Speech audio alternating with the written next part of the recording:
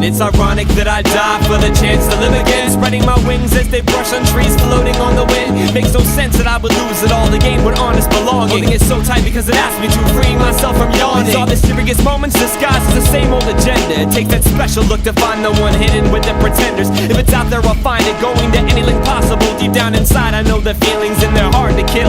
So I will stuff it down and ask myself out loud just to make sure. Is this protection for my sanity, or find something that's pure? It's never enough and there's no complete trust, but how could I ever hate the opposite sex when I feel that they are all I have left? This is my last resort to make the picture worth it.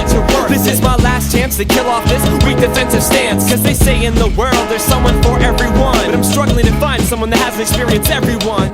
And I believe that finding the perfect one has nothing to do with perfection. All I can hope for is find a salvation and travel to walk in the same direction. I'm using a harp and a piano as a serenade and a warning, sending the message to corrupted searchers dedicated to exploring. My feet are firmly planted where I stand, and it would take all you have to knock me down. All you have to knock me down. Because my strength comes from knowing that one day she'll come around. Because my strength comes from knowing that one day she'll come around. I said my feet are firmly planted where I stand, and it would take all you have to knock me down. All you have to knock me down. Because my strength comes from knowing that one day she'll come around. Because my strength comes from knowing that one day she'll come around.